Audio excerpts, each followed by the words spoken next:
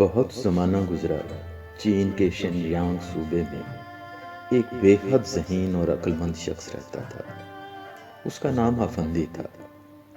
وہاں کا بادشاہ بہت خراب تھا۔ وہ رعایا پر بڑا ظلم و ستم کرتا تھا۔ معمولی باتوں پر وہ لوگوں کو موت کی سزا دیا کرتا تھا۔ افندی اس بات سے بالکل نہ ڈرتا تھا۔ وہ اپنے چھوٹے اور مریل سے خچر پر سوار جگہ جگہ گھومتا پھرتا، اور وہ جہاں کہیں بھی جاتا وہیں بادشاہ کو برا بھلا کہتا تھا۔ یہ بات جب بادشاہ کے کانوں تک پہنچی تو اس نے افندی کو پکڑ کر لانے کا حکم دیا۔ لہٰذا افندی کو پکڑ کر بادشاہ کے پاس لایا گیا۔ بادشاہ نے کہا، افندی، سنا ہے کہ تم بڑے عقل مند ہو۔ میں تمہارا امتحان لینا چاہتا ہوں۔ اگر تم میرے سوال کا جواب نہ دے سکے تو میں تمہیں قتل کرا دوں گا۔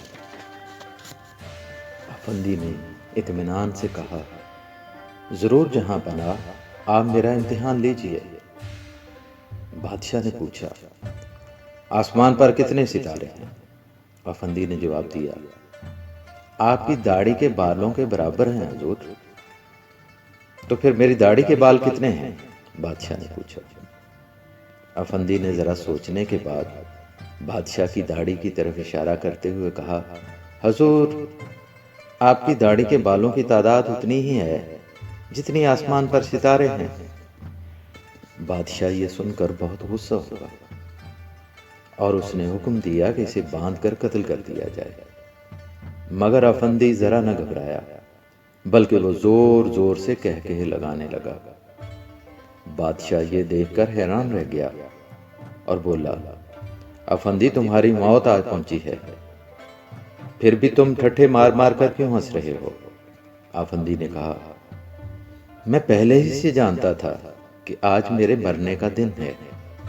بلکہ یہی نہیں، میں تو یہ بھی جانتا ہوں کہ آپ کب مریں گے۔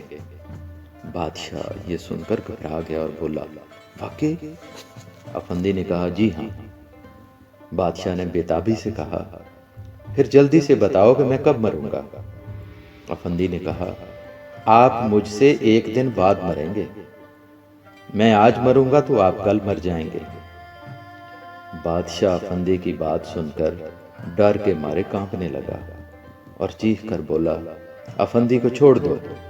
پھر وہ افندی سے بولا، افندی، تم زندہ رہو، تمہاری عمر دراز ہو، مجھ پر رحم کرو۔ اگر تم 10,000 سال تک زندہ رہ سکتے ہو تو ضرور رہو، میں تمہیں مالا مال کیے دیتا ہوں۔ جاؤ اور خوب ہنسی خوشی عیش سے اپنی زندگی بسر کرو۔ اور پھر واقعی بادشاہ نے بہت سا سونا چاندی اور دوسرے قیمتی پتھر افندی کو دے کر آزاد کر دیا۔